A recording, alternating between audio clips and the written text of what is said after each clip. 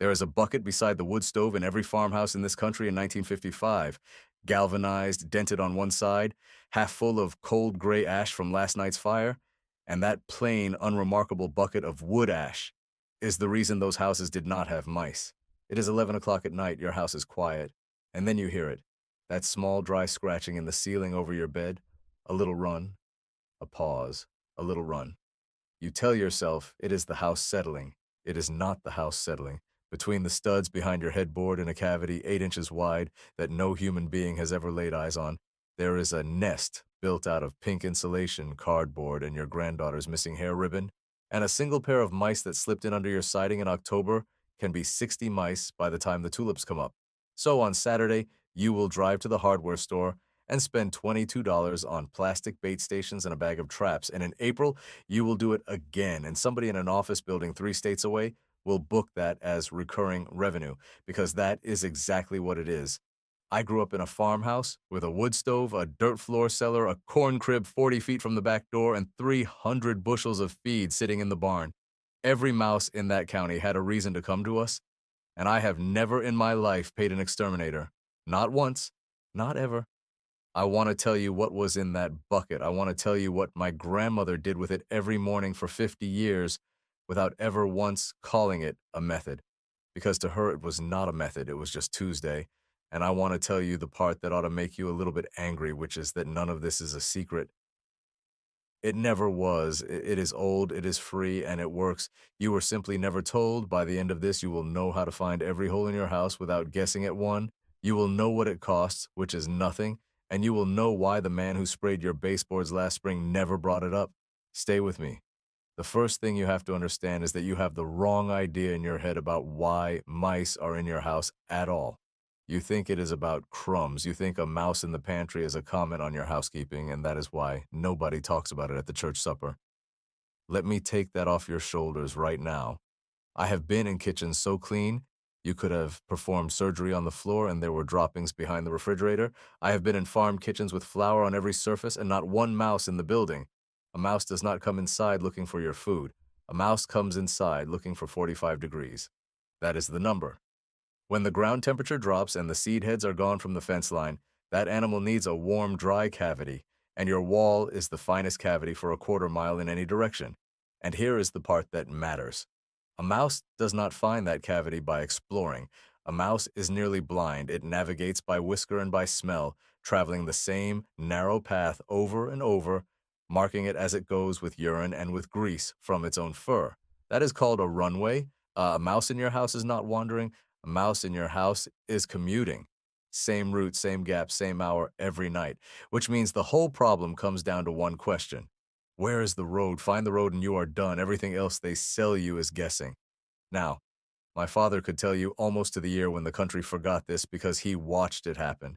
It was the late 1950s and on into the 1960s, and it had nothing to do with mice at all. It was the furnace. Oil heat came into the countryside, then propane, then electric baseboard, and one by one, the wood stoves went cold and came out of the parlors. And when the stove went, the bucket went with it. Nobody decided to stop using wood ash. Nobody voted on it. There was simply no more ash. A practice that had been in this country since the first log house went up died out in about 15 years, and not one person noticed because the thing it protected against does not announce itself until February. And into that empty space walked a brand new industry. Residential pest control barely existed in this country before the Second World War. By 1960, it was in every phone book in America. That is not a coincidence. That is a vacuum being filled. So what is actually in that ash? Because I do not want you to take this on faith. I want you to understand the mechanism the same as I would explain it to a man standing in my barn.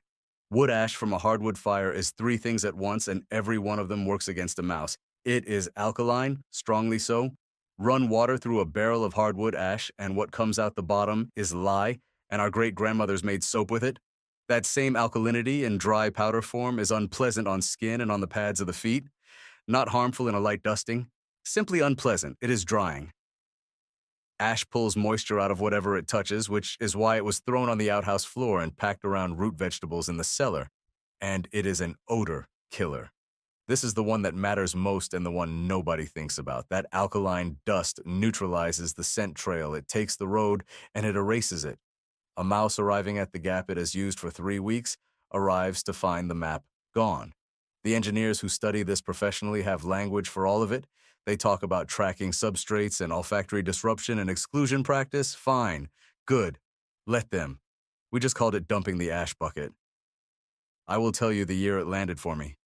I was 26. My wife and I had taken over the old place, and I had gotten modern about it. Traps along the baseboards wherever I saw droppings, caught 4 in a week and thought I was winning. Caught 9 more the next week. By December, I had a coffee can of dead mice and a house that was worse than when I started. My grandmother came over that Christmas, 91 years old, and she stood in my kitchen for about a minute and a half. Then she asked me why the ash bucket was still out on the porch.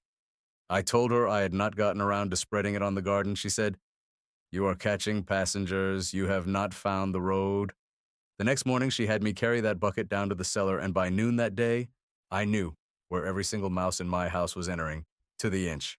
Not guessing, not suspecting, knowing, and I have known ever since in that house and in the 2 I have owned since. If that is landing with you so far, do me one small favor and tap the like button. It costs you nothing, it takes 1 second, and it is the only thing that puts an old practice like this in front of the next person who is lying awake listening to their ceiling. That is the whole arrangement. Then come right back because the next part is the part you came for. Here is the trick. You take cold wood ash and you sift it. A kitchen strainer is fine. You want the fine gray powder, not the chunks and not the charcoal. Then in the places a mouse would travel, you lay down a dust, not a pile, not a barrier, a dust. Thin enough that you can still see the color of the floor through it, about the thickness of frost on a windshield. Where? Along the base of the cellar wall, a band about 4 inches wide where wall meets floor. Across the threshold of the crawl space, behind the refrigerator and the stove. Along the back wall of the pantry. Under the sink at the plumbing penetrations. In the garage against the wall that adjoins the house, and along the sill plate wherever you can reach. Then you go to bed and leave it alone for 2 nights. On the 3rd morning, you take a flashlight and hold it low and almost flat against the floor, so the light rakes across that dust instead of shining down on it. What you see will change how you think about your house forever. Tracks, little 4-toed prints, front feet and back feet, with a thin drag line between them where the tail swept, and they will not be scattered at random. They will run in a line. That line begins somewhere and ends somewhere, and both of those somewheres are holes in your house. That is it. That is the whole thing. You have just turned your floor into a photograph of every route in the building. The professionals do this same trick with talcum powder, and they charge you a service call to come do it. And now the ash does the second half of the job. And once you have dusted those runways, you have also fouled them. That scent map is neutralized. The route is not just visible to you, it is unfamiliar to them, and traffic drops off on its own while you get the real work done. Because I am going to be honest with you the way a neighbor is honest and not the way an advertisement is honest. Ash finds the road. Ash discourages the road. Ash does not seal the road. What seals the road is your hands, and I will tell you exactly how in a moment. But first, I want you to think about why nobody told you any of this. Think about who makes money when you do not know where the holes are. And if you cannot see the runway, you cannot solve the problem. And if you cannot solve the problem, you buy the treatment again and again. I think the average quarterly pest control contract in this country runs between $40 and $70 a visit, and it is sold as a subscription for a reason. It is sold as a subscription because it never ends. It is not designed to end. The bait companies make money. A bait station does not stop a mouse from entering your house. It gives the mouse a reason to enter your house, and then the animal dies inside your wall in July, and you spend 3 weeks trying to figure out what that smell is. The hardware store makes money on traps you buy every autumn like a seasonal tax.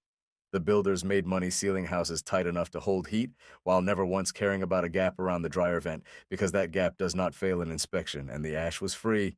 That is the whole crime. Right there. There is no margin in a bucket. Now, I am not telling you that men sat down in a room somewhere and agreed to bury this. I do not believe in that sort of thing. What happened is worse than a conspiracy and quieter than one. Everybody who profits simply never brings it up.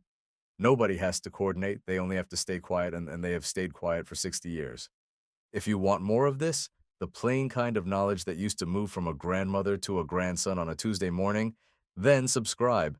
That is the only way this channel keeps finding the people it is meant for. Now let me give you the actual weekend. Step 1, get your ash. and get it cold. Hear me on this because it is the only dangerous part of anything I'm telling you today. Wood ash holds live coals for days. Days, not hours. People have burned houses down carrying a bucket they were certain was cold. Your ash sits in a metal bucket with a lid on stone or concrete, away from any wall, 4 days minimum before it goes near your floor. If you have no wood stove, a neighbor with one will hand you a bucket free and thank you for taking it. Hardwood ash only. Never painted wood, never treated lumber, never charcoal briquettes. Step 2. Sift it and dust it. Use the strainer, wear a dust mask because the fine dust is caustic and you do not want it in your lungs, and lay those thin bands where I told you. 20 minutes for a whole house.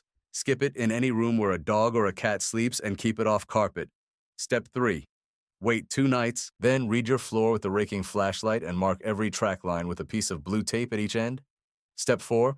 This is the step that actually ends it. Follow those lines to the gap. It'll be smaller than you expect.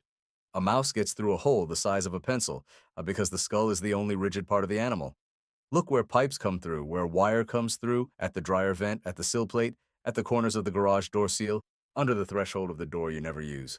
And then you stuff it.